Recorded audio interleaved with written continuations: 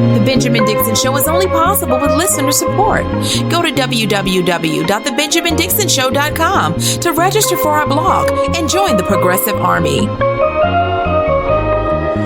Welcome to the Benjamin Dixon Show. I am your host, Benjamin Dixon. Today is Tuesday, February, the 18th, 2020. Thank you so much for joining us. Man, boy, it has been a serious weekend. Yesterday was pretty serious. I have a whole lot of clips on Michael Bloomberg, but we'll do that later on. I want to start with polling out of South Carolina, as well as Super Tuesday states. And for that reason, I think it's time I have to bring focus back to what we were working on before all of this Bloomberg stuff dropped. We're going to have to drop that video project someday this week. And so I'm looking forward to that.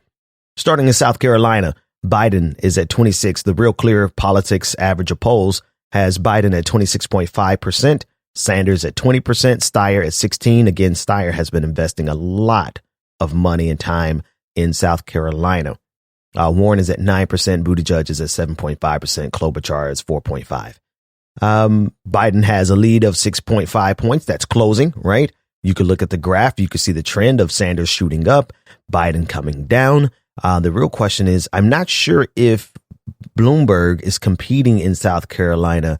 I'd be curious to see, maybe he ceded that ground to another billionaire who is Tom Steyer, who's invested a lot of money there.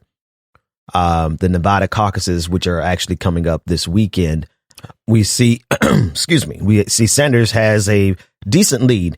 He is up 9 points. Sanders is at 26 points. Biden's at 17. Warren is at 13.3. Buttigieg 11. Steyer 9.7. Klobuchar and Gabbard bringing up the rear. Now, a quick look at Super Tuesday, and then I'm going to circle back to the debates that are coming up tomorrow.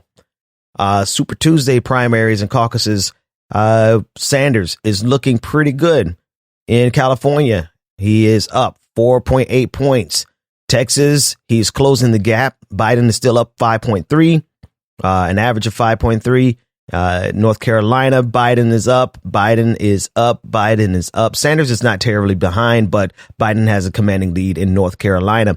Massachusetts, Warren is looking good, and Sanders is not looking the best. Warren is at 33, but that's her home state. She better. I mean, if she wants to make it past Super Tuesday, she has to win at least her home state. Maine, I mean, there's a whole lot of states, but the one I wanted to look at, the one that I want everyone to take in consideration, is the Virginia Democratic primary that's coming up on Super Tuesday. Sanders is at 22 points and Bloomberg is at 22 points. Bloomberg is pouring and buying this democracy. I can't stress it enough.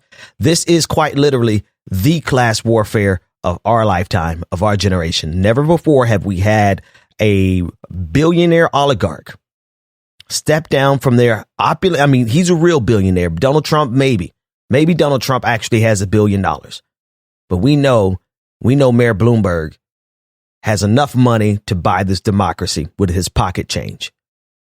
And he has swooped in and spent so much money that it is almost impossible for us to compete with.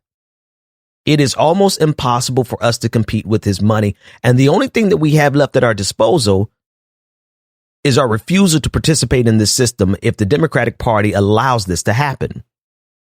He's being allowed to debate on Wednesday night, so he'll be on the debate stage. I'll read the particulars of the article in a minute. It just dropped this morning as I was recording. And so I'll read the particular as to why the Democratic establishment would allow this man to come in when he is clearly a Republican. But I want to read these numbers that Lee Fong over at The Intercept, he has compiled, showing you how much he has used, how much he has spent. Bloomberg has spent $400 million on broadcast radio and cable ads, $42 million on Facebook ads, $36 million on Google ads. And he says, and God knows how much on staff research and polling. It's on its way to be a multi-billion-dollar effort at this pace. This is the class warfare of our generation.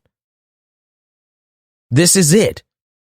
And this is not a battle that we can win in the streets.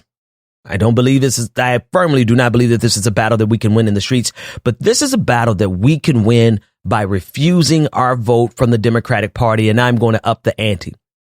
I'm going to say it, and you can reject it, and that's fine. But we have to up the ante, because if the Democratic Party establishment would allow a Republican, a racist Republican, a sexist Republican to come on the outside and circumvent the democratic process, both the small d and the big D democratic process, then the Democratic Party is not worth the letters that spell out its name.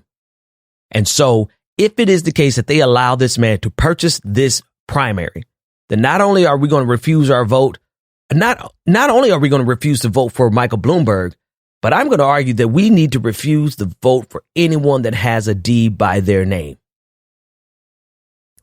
We have to up the ante. Now, take some time, digest it. It takes a minute. I know at first glance, when you hear things like that, you're going to be like, this is absolutely absurd, Ben. I'm not listening to this show anymore. We have to vote down ballot.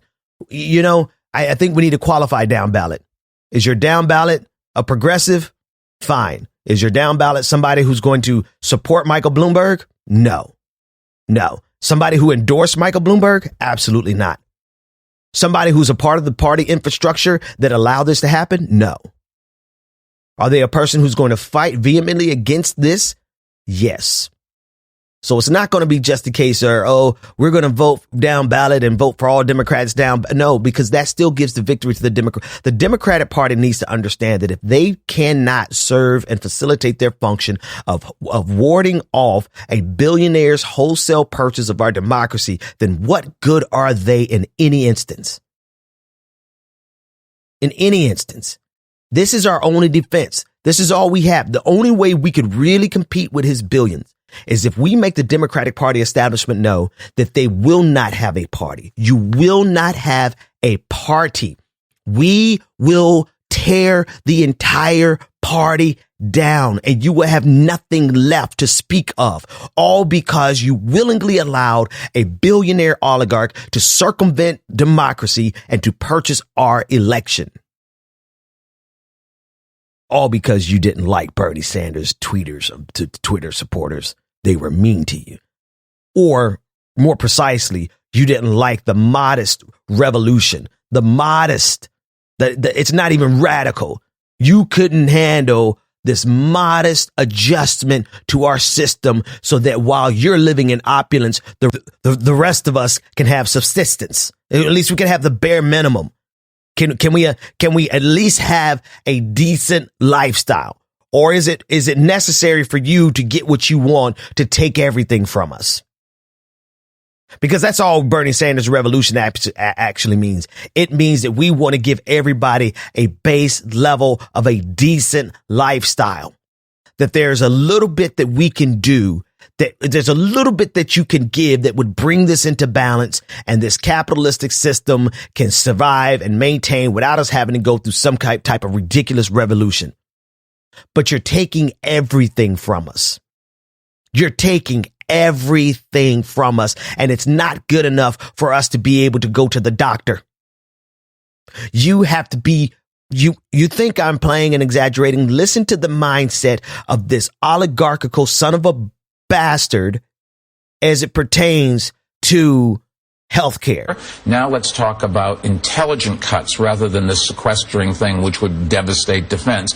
There is a ways to slowly decrease the benefits or raise the eligibility age for Medicare and for Social Security. There's a ways to have more copay on Medicaid, which will do two things. One, the users of the service will pay a little more, but two, they'll think twice before they use services. So the services they use will be those that are really needed and not stuff that would be nice to have. Stuff that would be nice to have, like people go to the doctor because it's something nice to have, not because they've waited 10 years on an issue because they finally went to the doctor because they've saved up enough money to go get this thing on their leg looked at. Right? Like people go to the doctor like you go to the grocery store. Oh, I'd like to have that. I'd like to have a screening for HIV. I'd like to have a screening for prostate cancer. I like to have a screening. That's just what we want to do versus what we freaking have to do. His mindset towards poor people is so condescending. It is appalling. And because of this, on God, we will burn the Democratic Party down to ashes. Nothing but embers. We will tear this thing apart. You think we're playing with you? We held our nose, not all of us, but most of us held our nose and voted for Hillary Clinton because she was going to at least she was the devil we knew. She was the devil that is the Democratic Party. But now you're saying we want to make the Democratic Party fully Republican with the racist Republican oligarch. And we expect you to do something. We expect you to participate just because he has a D by his name. Right. So not only does he have this condescension towards poor people, but look what he said. He's going to make poor people who are already poor. You need to pay more so that we don't have to sequester money from the Defense Department, as if they don't already have an exorbitant amount of money to play with. You're going to make the poorest people in this country pay more. And number two, he's going to raise the age of Social Security and Medicare and reduce the benefit. Do you see the pure ideology at work here? He is a Republican. And I know somebody said, Ben, you're preaching to the choir. I have a bigger audience than just my patrons. OK, I have a bigger audience than just you that listen on YouTube. All right. I do read every comment. So if it slides into one of my shows, then you know I'm talking to you. But the point is, I know the progressives understand this. But what I need to solidify in your mind is that if they fuck around and give us Mike or allow him to purchase this nomination, it's not going to be good enough to stop Michael Bloomberg, because that's a win for him. We have to let the Democratic Party know that we will shut them down completely, even down ballot, because they are okay with him winning the primary and losing the general so long as it stops Bernie Sanders. They won. But if they realize that we are going to deconstruct this entire goddamn party, right? Because otherwise they get the victory that they want, which is to stop Bernie Sanders, because they don't want to spend another goddamn penny helping poor people out. But if they know that they're going to lose this entire thing, that's our only bargaining chip at this point. Go to www.patreon.com/the BPD show and support the Benjamin Dixon Show. And here we go.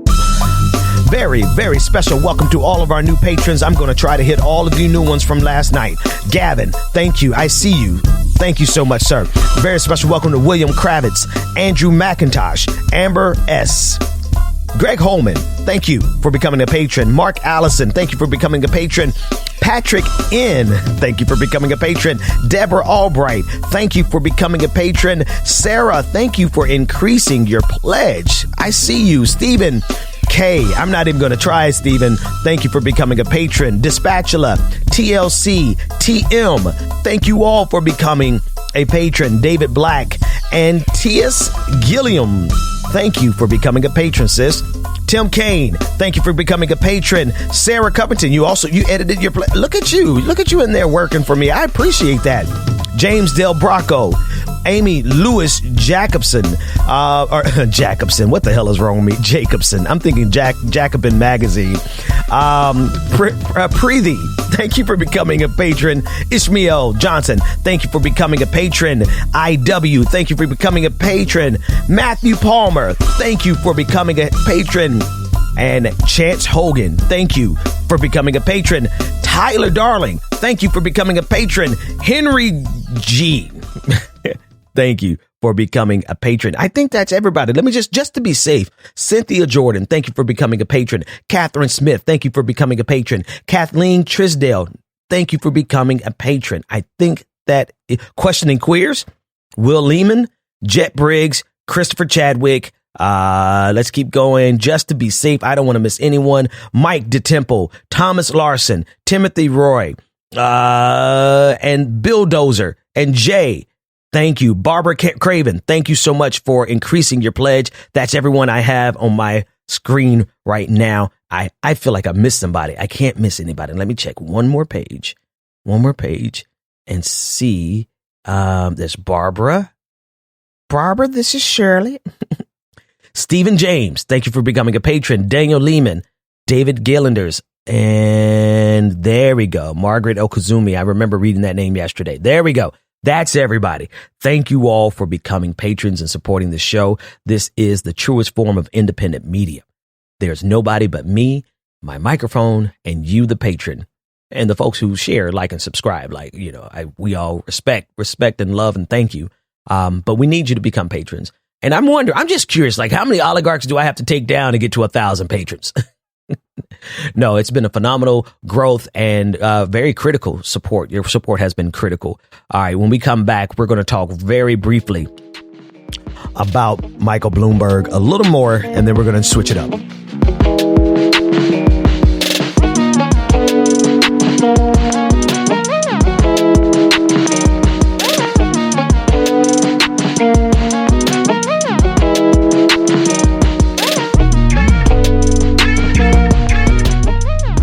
Yeah.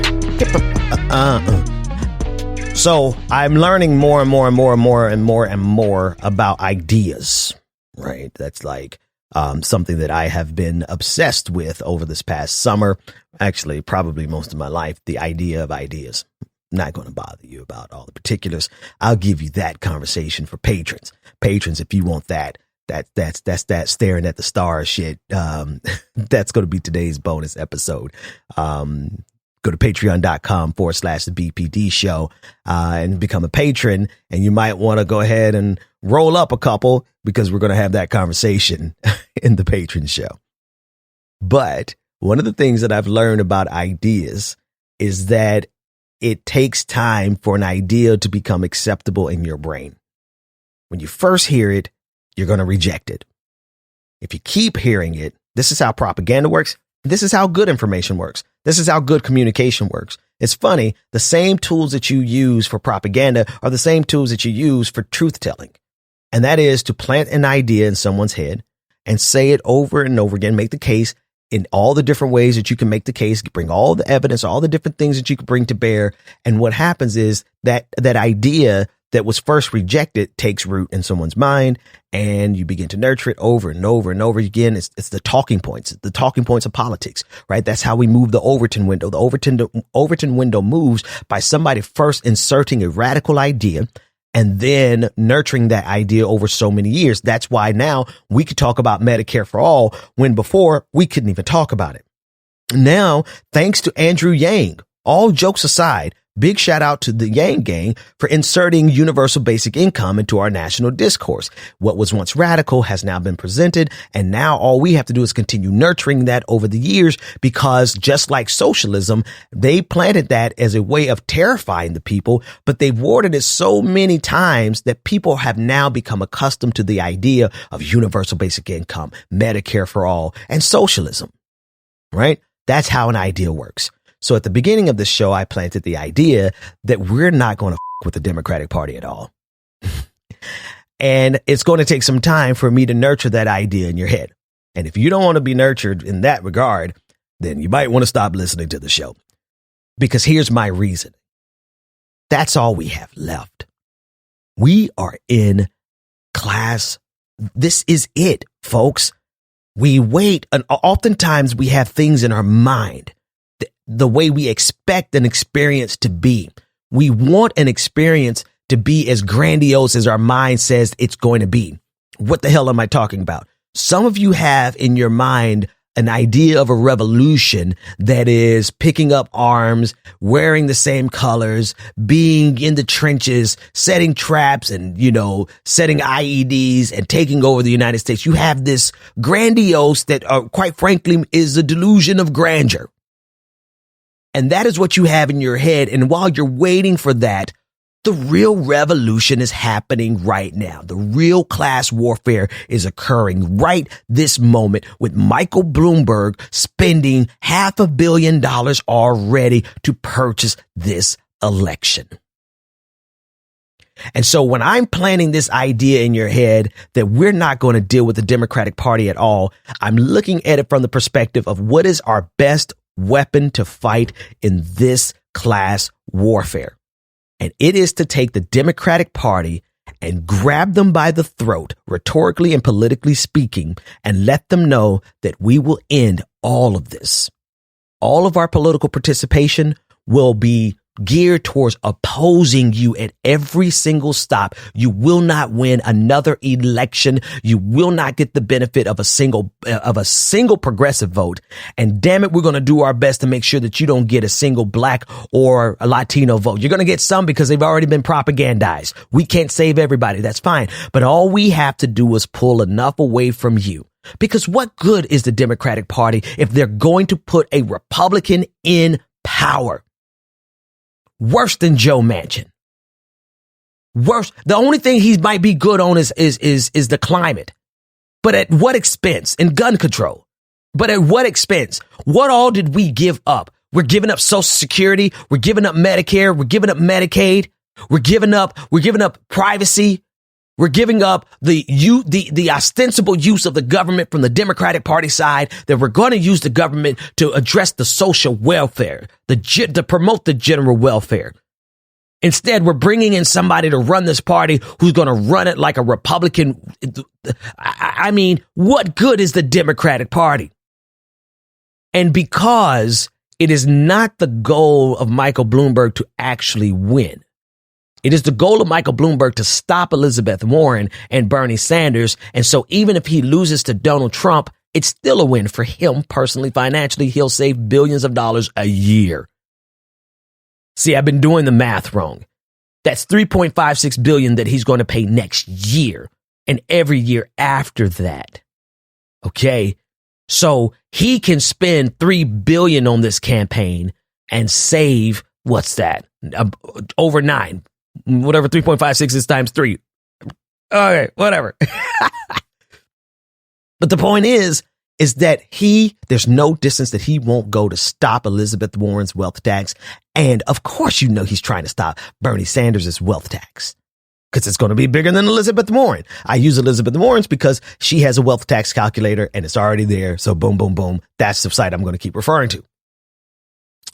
So if he can win by losing to Trump, then there's nothing that we can do to convince him to get out of this race and not to spend every dime he has. The only way to stop Michael Bloomberg at this juncture is if the Democratic Party becomes an actual party and refuses to allow a Republican oligarch to purchase their party. And if the Democratic Party cannot do that, then we must destroy the Democratic Party. Why else? Why would we turn this nation over to the Republican Party as a whole? That would complete this two-party, same side, opposite sides of the same coin, kind of paradigm. It would complete it. They would be the same side of the same coin. And listen, I'm with it. Whatever our politics look like after 2020, I'm with it. One thing I'm not afraid of is an actual political revolution and to break away from the Democratic Party altogether and oppose them at every stop. If you are a Democrat, we will oppose you like you were Republicans, especially if you allow. So this is not about, we're moving the bar. We're moving the goalpost. This is not about Michael Bloomberg becoming president, because at that point, it's already too late. This is not about Michael Bloomberg becoming the nominee. This is because at that point, it's already too late. This is about whether or not the Democratic Party will use their machinations, right, to stop him. Use your rules to stop him because you've done it before. And if you don't use your rules to stop him, you are no good to the American people. And so why should we give you the benefit of our vote anywhere? And to raise the ante, we have to be able to play a game of brinksmanship with them and look them in the face and say, not only will I not vote for Michael Bloomberg, but I am not going to vote for anyone down ballot unless it's somebody's campaign that I'm working on, unless it's the campaign of my cousin, unless it's a friend of mine, unless it's my own campaign. Fine. I'm not talking to you people. I'm talking about the rest of us who can play this game of brinksmanship, stare them in the eye and say, we will destroy every part of your party down top to bottom, because what good is your political machine if you only use your machinations to harm progressives and never use it to even protect yourself from a Republican Party takeover? That's my rationale. Now, maybe that idea that I said at the beginning of the show is not as repugnant because we've taken a minute to cultivate it and you can see my rationale and my reasoning. Now, you can still disagree with it at this point, but if you keep listening, I'm going to convince you.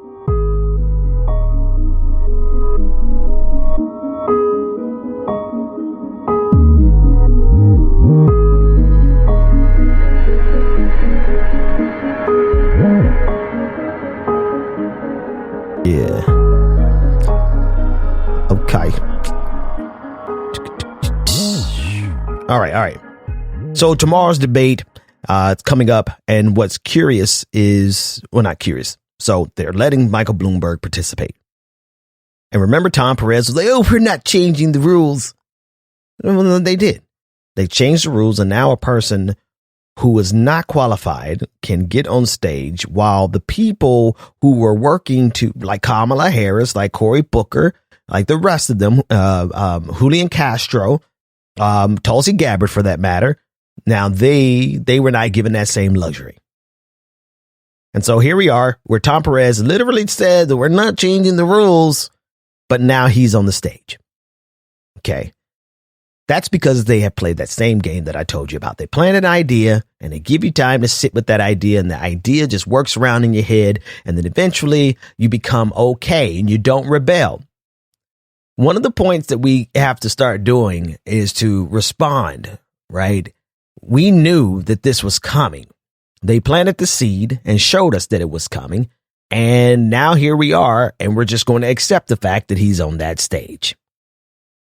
That's why we have to raise the ante. We have to raise the ante and not wait until we see the inevitable coming. Here's a lesson. My goodness, this has been a lesson for me for quite some time. The lesson is you got to kill a thing when it's just an idea. A bad idea, you need to kill that thing immediately. And I have not been practicing that in my political career. I've usually given people enough time to let their bad idea metastasize into something that we have to fight with all of our antibodies at our disposal, like until it's an all-out war. I've done that with several things that have popped up, several movements that have popped up, and I'm like, oh, let me just sit back and let them get their feet underneath them. There's no reason for me to punch down. But I'm sorry, when a bad idea is inserted into our national discourse, you better do with it the same thing that you do when a bad idea comes into your head. When a bad idea when you get that stupid ass idea to go rob a bank and that shit comes into your head, you better kill that thing immediately. And that's what Tom Perez did. They allowed it to be inserted into the into the national, not international, but into the national discourse that Michael Bloomberg was going to be a part of the debate because of Democratic Party rule changes because he donated some money. What do? You say, oh, we're not going to do that. You tweet it out vehemently, knowing good and goddamn well you're getting ready to allow that to happen. We all saw it coming. And so here we are, and we allowed it to happen because they played us with the same games they play all the goddamn time. Same thing with Stacey Abrams. I'm not trying to come for Stacey, but I just see the writing on the wall here in Georgia, right? Initially, she said that she's not going to endorse Michael Bloomberg. The executive director of Fair Fight came out on Twitter and said he's a terrorist to the black community or something to that effect, right? So you have the proposition, you have the idea implanted into your mind. People act like they reject it, but the idea becomes set and it becomes more palatable. And before you know it, Stacey Abrams is going to end up endorsing Michael Bloomberg. It's a possibility. But the point is, we got to kill a bad idea like Tom Perez allowing this man to become a part of the primary of the Democratic debates. We should have ended it that week. And now here we are. He's showing up to the debates tomorrow. That's the game that's played on a regular basis. When we first hear something, if our instinct tells us that it is wrong, then we need to respond accordingly. and not give it time to take root in our brains.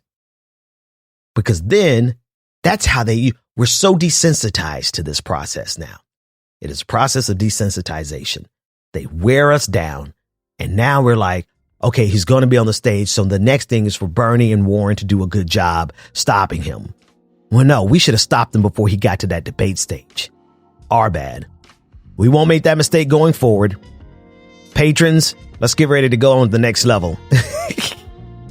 The conversation after this is about to be woo.